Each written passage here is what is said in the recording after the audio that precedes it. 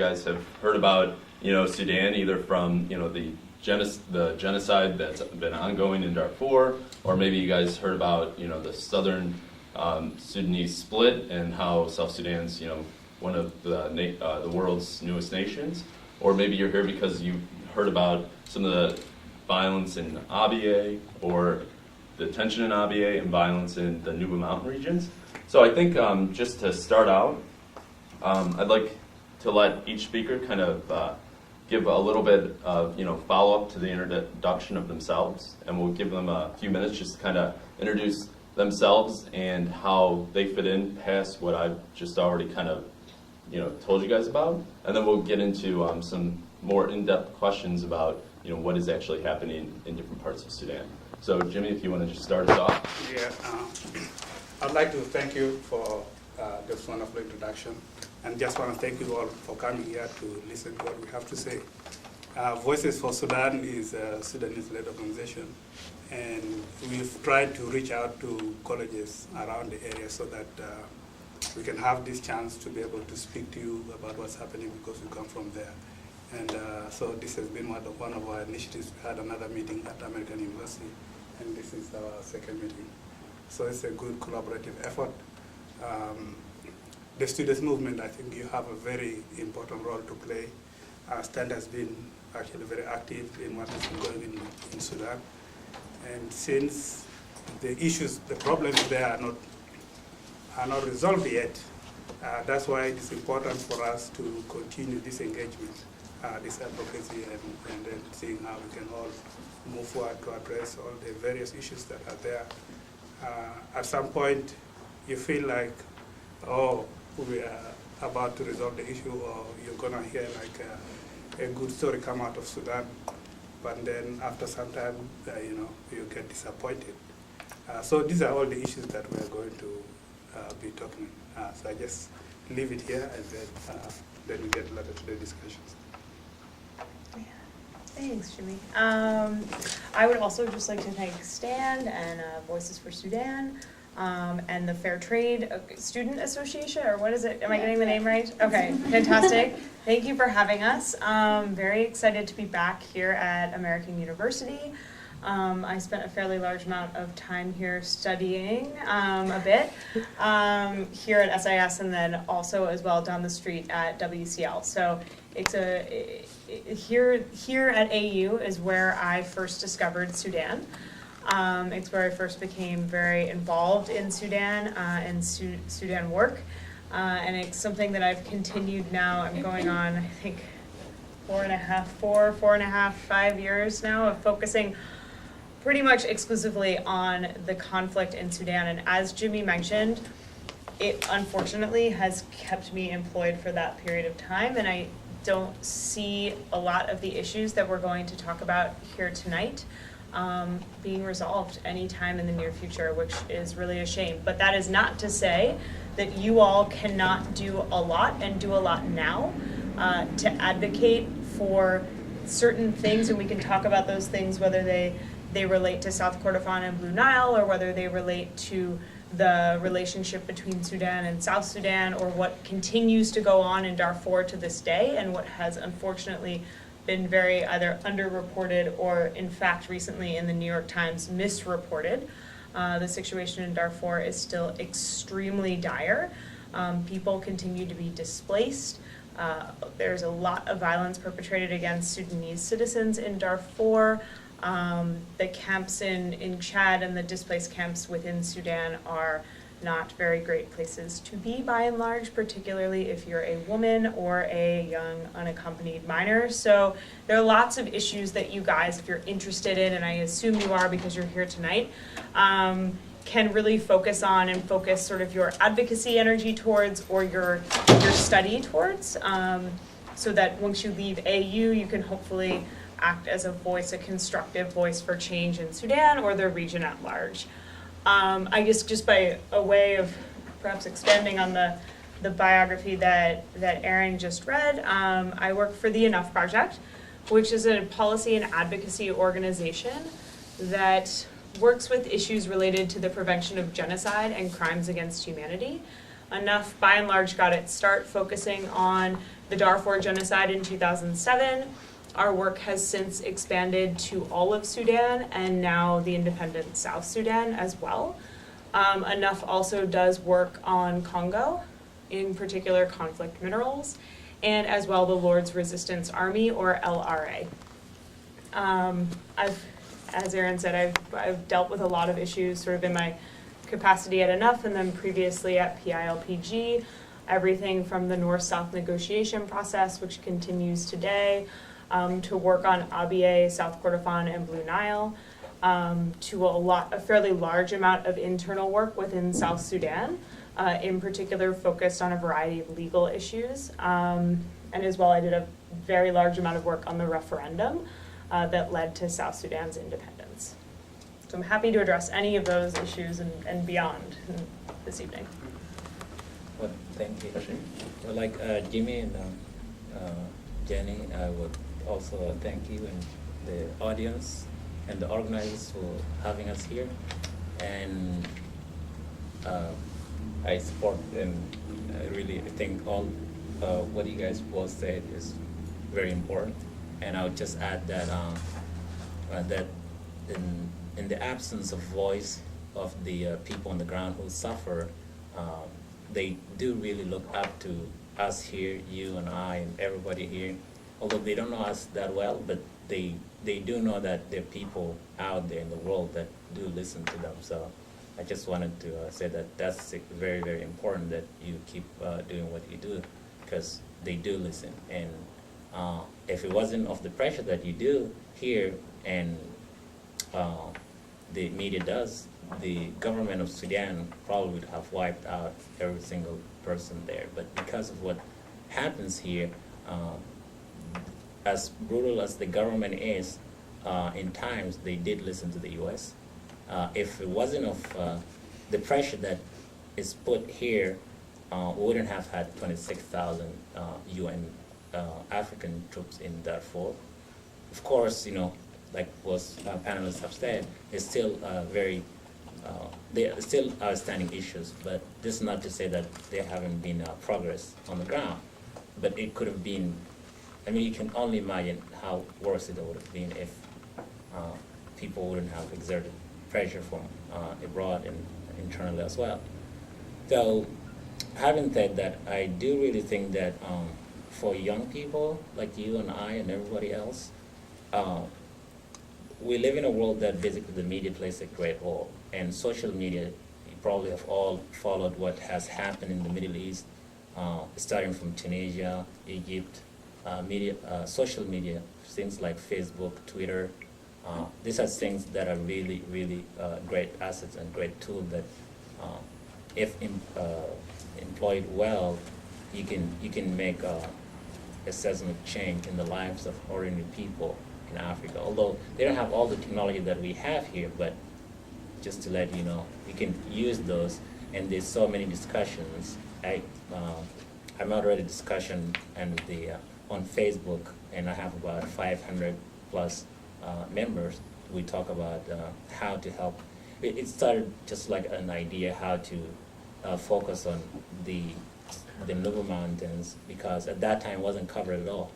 It wasn't covered, so we discussed everything from what the vision should be, what the leadership should do when there's in the future, if a democratic Sudan takes place. So I encourage you to join things like that on Facebook, Twitter, or any social media outlet that you can come across and add your voice, and I think we can get there. Thank you.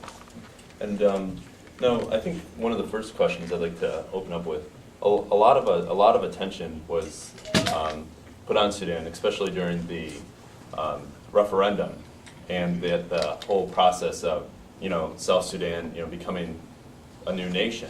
And my question for you guys, and we'll start out with Jimmy, what are some of the takeaways that, because, you know, Sudan has a lot of extremely complex, you know, issues that, you know, are each, you know, very difficult to, you know, figure out. So what are some of the takeaways that we can take from the negotiations between, you know, the North and South separating, because ultimately it did turn out to be a very peaceful, process as a whole with, some issues. So what are some takeaways that you think that that can be applied to further negotiations for other, areas within Sudan?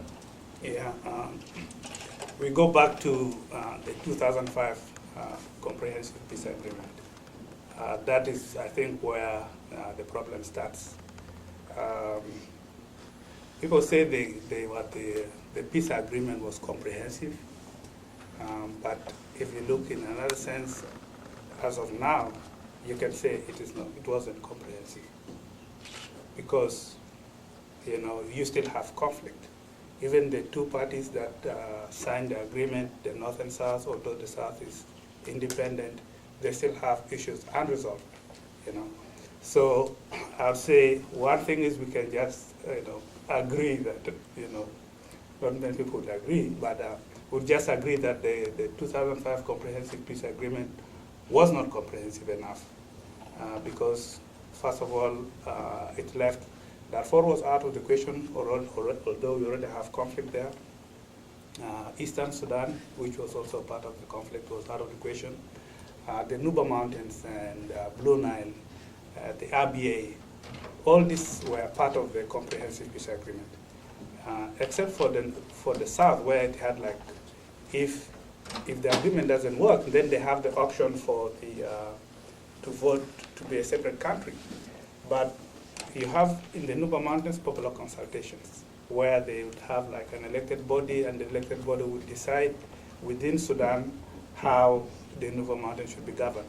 Or the same thing in Blue Nile, there should be also popular consultation. In RBA, there should be a referendum, So you have all kinds of pieces, some of them that were put into the agreement, but how does it move forward when something happens? How do you resolve it? And that's why we are in this situation. So one takeaway is that the Comprehensive Peace Agreement was not comprehensive enough because it did not include all the other conflict areas. So that's why we find ourselves in this situation. I'd say that's pretty much it. And then the other two, maybe I can just add one more thing. Oh. The other thing that, the enforcement mechanism. This agreement was signed mainly between the government of Sudan and the Sudan People's Liberation Movement. And then what enforcement mechanism do we have in place? Such that if one of the parties does not comply with any provision of the agreement, and then we can hold them accountable for that. So there was no proper enforcement mechanism, so the agreement depended on the two parties, on their good faith. Now, either of the parties, mainly the government of Sudan, would, for instance, the RBA case, the agreement says there should be a commission formed, and the commission, when it is formed, it will look into the issue and come up with a recommendation. And that recommendation should be binding on both parties. But when the commission did its work and they came up with the recommendation, one of the parties said the commission overstepped its bounds. And so they are not going to respect that. So it was difficult to hold them accountable. And then now you go another round, this RBA has to be renegotiated. And you go to the Permanent Court of Arbitration to have that. And the Permanent Court of Arbitration has come with the ruling. The party said, okay, we agree, but it's not implemented. So an enforcement mechanism, I think, was not in place to hold the parties accountable for failures to implement any provisions. And no, Jennifer, because you've had on the ground experience and you were there advising on the negotiations, what would you like to add? And then what were some of your takeaways on the ground that could be some of the successes that you saw between the two parties in their negotiations, and how you can take those pieces and apply them, some of those like successful tools that you've seen to the broader picture of solving some of the more complex, or some of the other complex issues within the region. Sure, yeah. I hope that the one thing you all just picked up on in Jimmy's answer was a long history of the regime in Khartoum not implementing agreements that it signs, not being a good faith partner in peace, and certainly not being a constructive partner around a negotiation table. And that is the thing that I would say characterizes and is sort of replete throughout any negotiation process that has taken place between Khartoum and Juba since 2005. We can talk about, and I'll focus most of my attention on the current negotiation process, which deals with all of the outstanding, we call them at international law, succession issues, but they're basically the issues that two states have to deal with when they break apart. So if you guys, and you all have probably, or you're probably more familiar with the case of Yugoslavia and the dissolution of Yugoslavia, and you think about sort of how all of the successor states dealt with issues related to Yugoslavia's debt with the IMF, let's say, or the gold reserves that Yugoslavia had in its central bank the day that the country dissolved, citizenship issues, issues related to sharing certain natural resources. Those are some of the big issues that were at play in the dissolution of Yugoslavia, and that certainly are at play today between Sudan and South Sudan. But I'll just say, sort of before hitting on that larger negotiation issue and picking up on some of the things that Jimmy said, during the CPA period, there were also a number of different negotiations that had to take place between the government in Khartoum and the government in Juba. And those dealt with everything from drafting certain key pieces of legislation, for instance, the Southern Sudan Referendum Act, the Abyei Referendum Act, the Popular Consultation Act. And time and again, we saw, and I was involved in all of these processes, and time and again, what you see is you see a government in Khartoum that comes to the negotiating table, and they are clearly not interested in coming to an agreement, because it's never been in Khartoum's interest to agree with Juba. They've always had the upper hand, and the international community, by and large, has never put enough pressure to move Khartoum in any sort of positive direction. So, for instance, when it came to the Southern Sudan and the Abyei Area Referendum Act, you had the U.S. Special Envoy, who at the time was Major General Scott Gratian, there being at times almost counterproductive, to be honest with you. A lack of understanding of the situation on the ground on the part of the U.S. government, and a pandering to the government in Khartoum. A lot of use of incentives. I don't know, one very popular thing or notable thing that Scott Gratian said at the time was, well, the regime in Khartoum, they're kind of like children. If you give them cookies and stars, it will incentivize them to do things. Omar al-Bashir isn't a child. He's a genocidal dictator who is indicted by the International Criminal Court.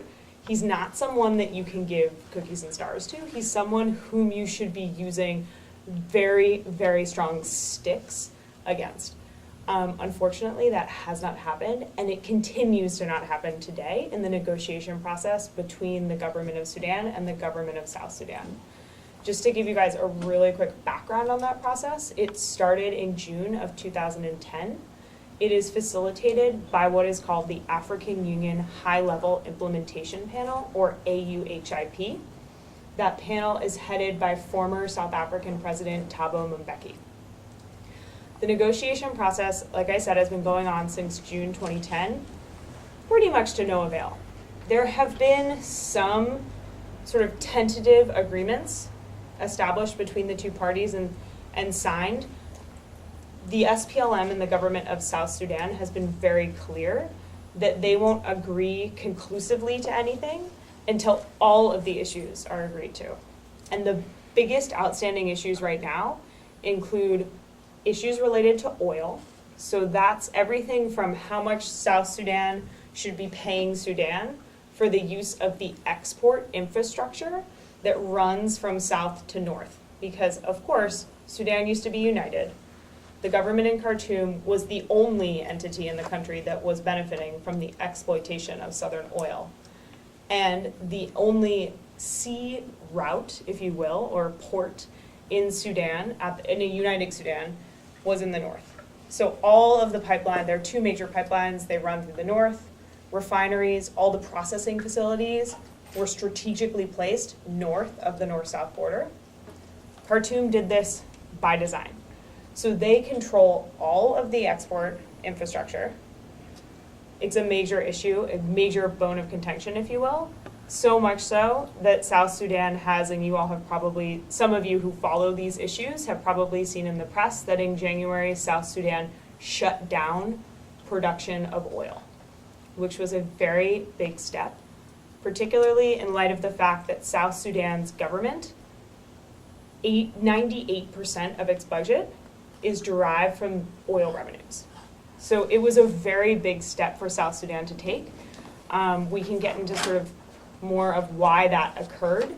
But that's where we are on the oil issue. Two other very major outstanding issues, Abyei and borders. Yes. Before we move too much further, and I just want to ask Hashim.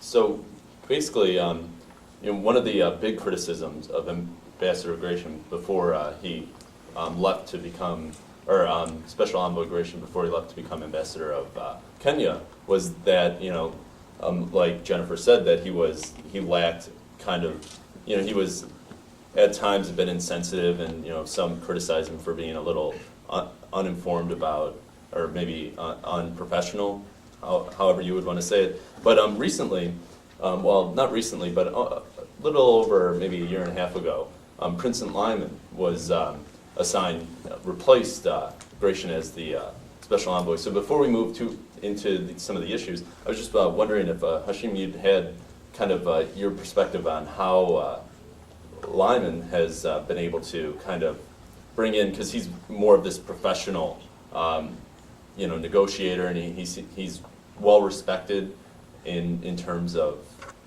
these kind of high level negotiations. So what is your guys, and the rest of the panel, feel free to jump in at this, but I'm just that's a really good question. I made a note of when he said Gratian thinks he compares the Bashir's government to children, and I put Lyman beneath that because I've been I went to a meeting with him 3 times at the State Department. So in each of meeting, I kind of had a similar sentiment to what Jennifer said vis-a-vis Gratian, and he said basically he goes to meet with the Bashir government and tells them that the reason they're in trouble with the international community is the way they fight the war. I did not buy that, and I don't think that you can tell Umar Bashir, well, you're in trouble because this is you shouldn't have been bombarding or having aerial bombardment over Darfur, Nuba Mountains, and now the refugee camps. So what I think is happening is basically that Lyman had, some Ambassador Lyman, sorry, he's come openly, and first when he got asked if, I think I don't remember the ABC News anchor who asked him the question whether the Nuba Mountains, specifically when it erupted in 2011, whether it was going to be the next Darfur. He said no. And he gave some answers that wasn't satisfactory to the advocacy group here in D.C., and it wasn't for the Nubian as well. Congressman Frank Wolf of Virginia was not satisfied at all, and he, I think, said that he had to basically have some tough stance. But furthermore, on this same issue, he believes that we don't have to exert, we as the United States government, we don't have to, we're kind of like trying to treat Umar Bashir's government basically with hands, or with baby gloves, basically. And his fear was, at the time, is that because we're afraid that he could cause some border issues and attack, Southern Sudan and all that. So that's one. The other one, basically, he believes that we as the United States government, we don't have the will because the Chinese and the Russians are obstructing us. And we kind of outsource that relationship, the task to Mbeki, like you mentioned. So we're kind of working through the regional power brokers, Nigeria maybe, or South Africa mainly. So basically the African Union is kind of tasked with kind of trying to reach either peace agreement, trying to push the two sides come together to the negotiating table, which Ambassador Lehman believes in. He believes that we should bring them together so that they reach some political settlement. In my opinion, what I think Lehman is forgetting is that, as Jenny has mentioned, is that basically you cannot try to bring you cannot try to bring Omar Bashir government to respect any agreement. And they did reach some agreements in Addis Ababa, but like Jenny has said, they always go back on that and they break the agreement. So I do really think that Ambassador Lehman is, he goes here and there to Juba and to Khartoum, but I don't think what he's exerting, it's not forceful enough. Okay. So, and I could be wrong, but that's the sentiment I also get from the advocacy group. Okay.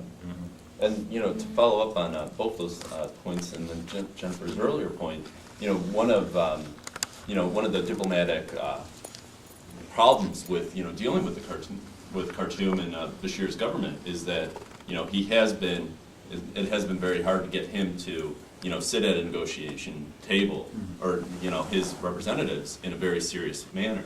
And one of the things that one of the second problems that Jennifer was about to mention after she talked about oil was Abyei. And right after those of you guys that don't know about Abyei, basically what happened was Abyei's it's a small region, or state kind of region thing that sits in between North and South Sudan that both claim rights to. And so they, through the negotiating process, would hold their own referendum to, decide, whether they would stay part of the North or would fall into the South. And that referendum did not happen when it was supposed to, when South Sudan had its referendum. And so one of my questions then I would like to bring back to you guys is one of the major problems is, this negotiation process. Right after, Southern Sudan declared independence, there was a huge military buildup along the borders of Abyei from both parties, especially Bashir. So how do you as Prince and Lyman tiptoe around this kind of immense tension to actually facilitate some kind of agreement that doesn't involve the country reverting back into a civil war? So whichever one of you guys want to take that first. I'll just start really quickly. I don't think that the U.S. government, nor do I think that the Thabo Mbeki and his panel have tiptoed around Abyei. I think that they've just completely mishandled the situation.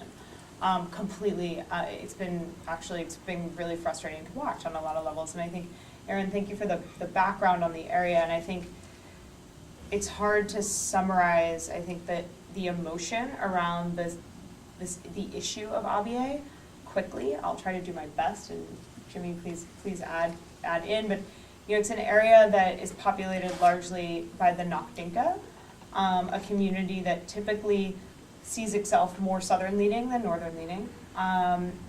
However, there is an Arab nomadic tribe that comes through the area to migrate seasonally. They've done so for generations. Omar al-Bashir has pinned a lot of his sort of political goodwill, if you will, on this tribe. He has familial ties with the Missouriya. He has built sort of a narrative of himself connected with these people. It's part of his persona, his public persona. So the issue of Abiy is a critical one for both sides. Politically right now, I don't think that Omar al-Bashir can risk losing any more territory, particularly Abiy. At the same time, Southerners, by and large, I don't think are gonna ever let Abiy go. What I think has been really detrimental to this whole entire process has been, by and large, the engagement of the international community. Going back to Gratian and the negotiation process over the Abiy Area Referendum Act, the outstanding issue between the two parties dealt with the definition of who could vote in the referendum. And it was basically a definition of who is a resident of Abiy. It was left undecided.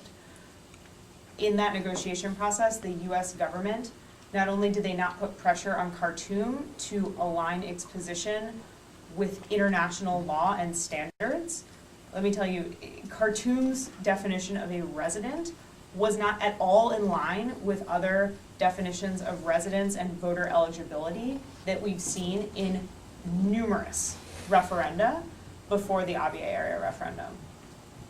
The US government did not point that out or call out Khartoum in its basically hypocrisy.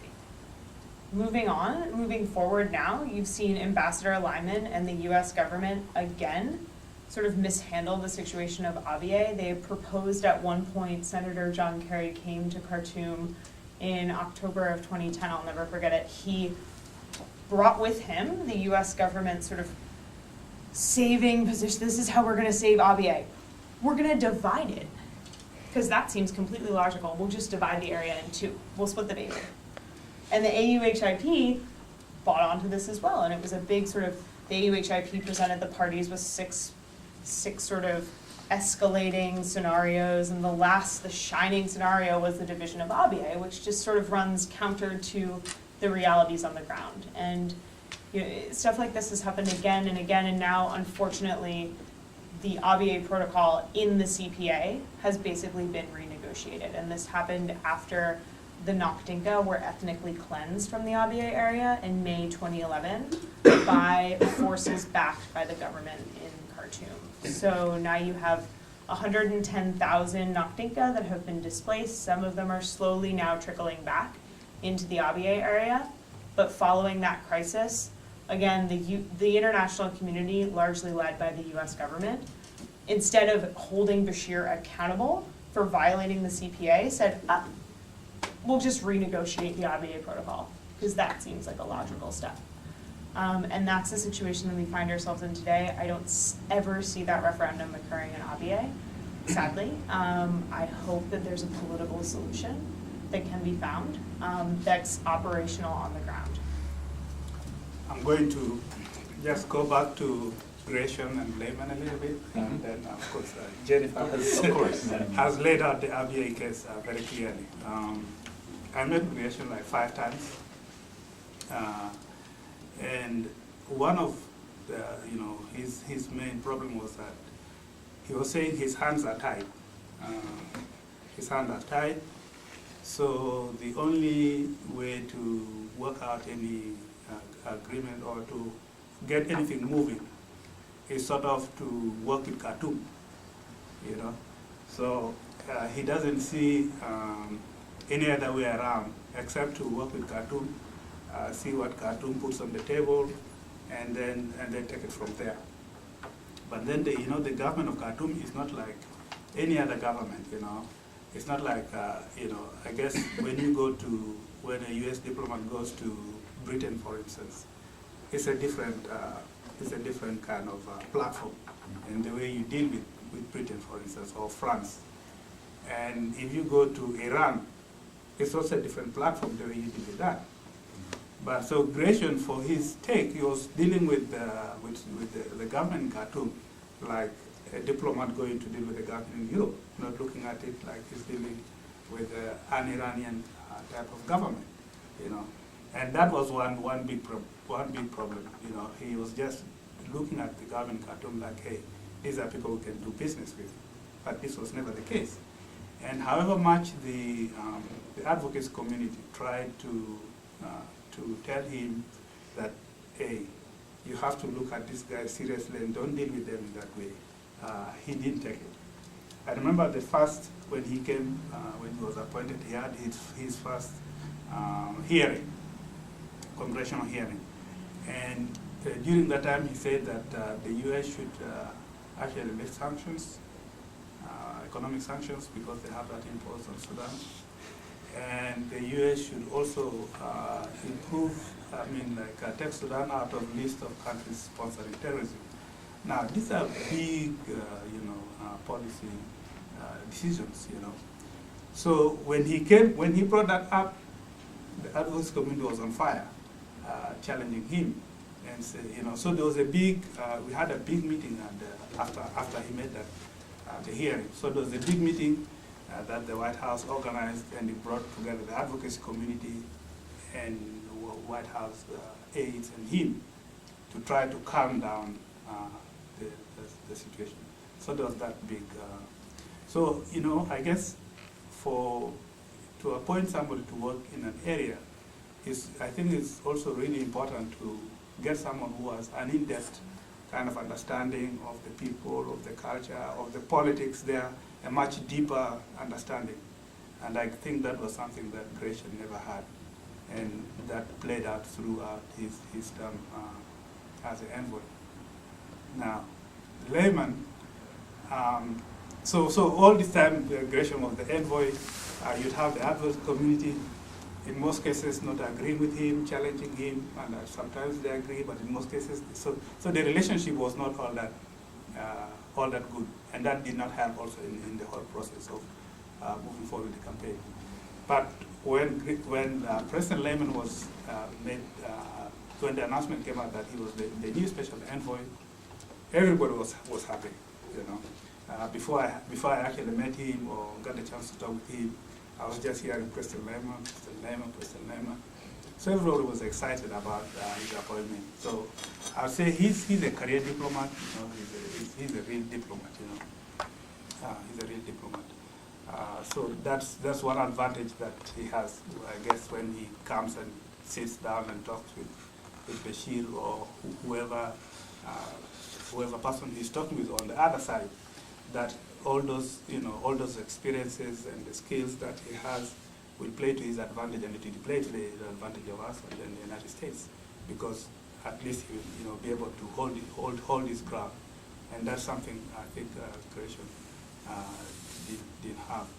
And again, now when you go to the other problem now, the main problem now is with the government of Khartoum, and